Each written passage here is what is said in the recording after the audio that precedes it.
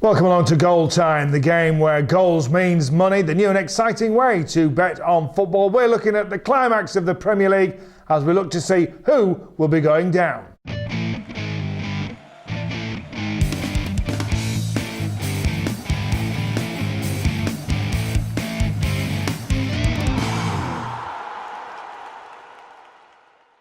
Welcome along to Goal Time then, the new and exciting way to bet on football. Chelsea play Sunderland at Stamford Bridge on Sunday afternoon. Not a great deal riding on it, could have been a lot different, but Chelsea have won the title. Sunderland are safe in the Premier League for another season, so it should be quite a happy affair down at the Bridge on Sunday afternoon. Does that mean there's going to be plenty of goals? Well, Chelsea won't want to give up their unbeaten home record, that's for sure, so maybe they'd settle for a draw. I reckon there's going to be goals in this one though. Sunderland have got a pretty good record down at Stamford Bridge.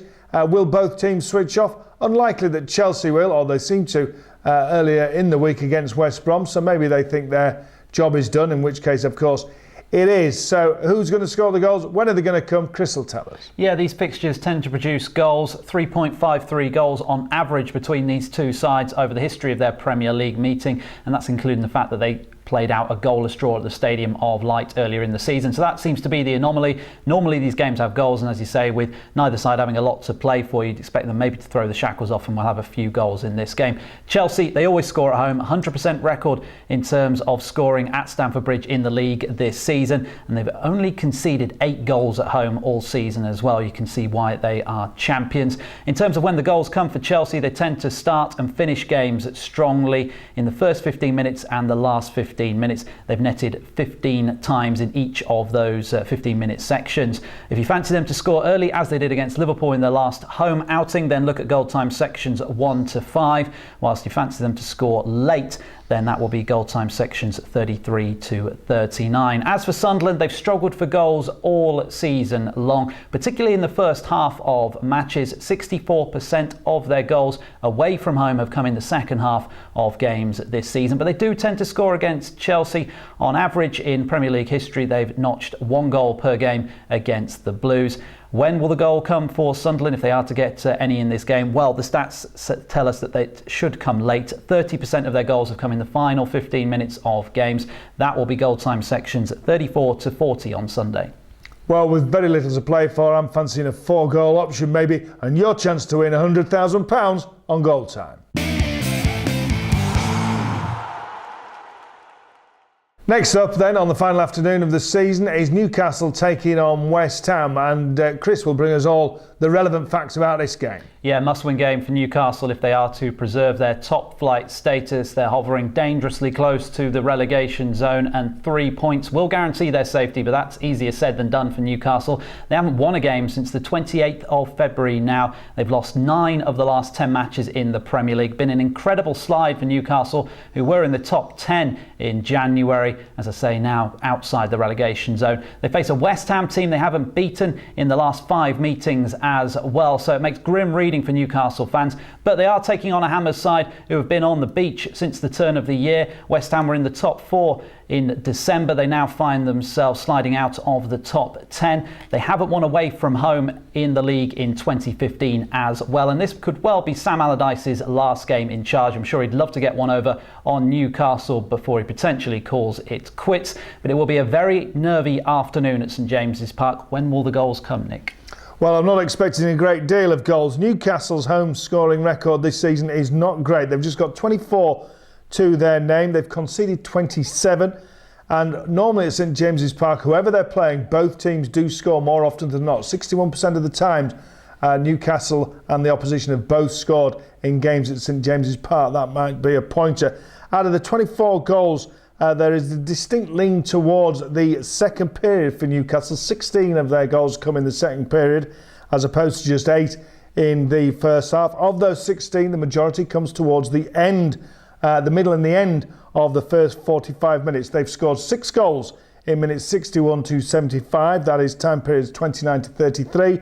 And they've netted 6 times in 75 to 90, which is 33 to 39. As for West Ham, well, their away record is poor, with just 3 wins all season. In that time, they've netted just 19 goals, 9 in the first half, 10 in the second. It is worth noting as well that the Hammers have not scored in the first 15 minutes of any away match all season, so ignore that period. Stay away from periods 2 to 6 if that is going to be the same again. They've also not scored in the last 15 minutes of matches either on their travels, so that's periods 34 to 40. May also be an area to avoid. Their best time to actually score a goal is before half time, minutes 31 to 45. That's periods 16 to 20. I don't think there's going to be many, 1 or 2 maybe your options this time with goal time. If you fancy 3 or 4, if you go for 4 of course, you could win £100,000. Finally on Sunday, Hull take on Manchester United. What a big game this is. And Chris will give us the stats in a minute, but it's pretty obvious. Hull need a win against Manchester United if they're to have any chance of preserving their Premier League status. Even that might not be enough. It depends on what other results go for them on the day. But the Tigers need a victory. They haven't played well all season, which is why they're in their position that they are in. They haven't got a great home record. They've not got a great record against Manchester United. Everything seems to be pointing against them. It's 1974 was the last time they beat Manchester United at home in the league. That was probably at Boothbury Park. David Essex was at number 1 with Gonna Make You a Star. Well, whoever scores a winner for Hull on Sunday afternoon will be a star on Humberside. They'll never have to buy another drink again if they're going to get a victory to get them out of trouble. But things don't look great. Steve Bruce has never beaten Manchester United. Hull have never won an away game even in the Premier League in May. Things are looking poor, but they have to win and they have to keep their fingers crossed that others don't. What about the stats? Yeah, it will be a nervy afternoon at the KC Stadium, won't it? But these games tend to produce goals. On average, we've had 4 goals a game in the Premier League meetings between Manchester United and Hull City. But Hull have struggled to score of late. They've managed to score just once in the last 3 outings, and they have the 4th worst offensive record in the Premier League this season, scoring just 33 times in total. However, they will be offered a little bit of hope by the fact that Manchester United have conceded at least 1 goal in their last 8 matches. That will give them a little bit of hope, the Tigers, going into this one. When Hull have scored, they have tended to get the majority of their goals either side of half-time, with slightly more coming in the 15 minutes after the break. 24% of their goals have come between minutes 46 and 60. That will be goal time sections 21 to 25 on Sunday if you fancy them to score then. And if you fancy them to score before the break, that will be goal time sections 13 to 19. As for Manchester United, well, they enjoy their meetings with Hull. They score on average 3 goals a game against the Tigers in the Premier League, whilst their overall best time period for goals has been between the 16th and 30th minute. They have been more prolific away from home in the second half of matches this season.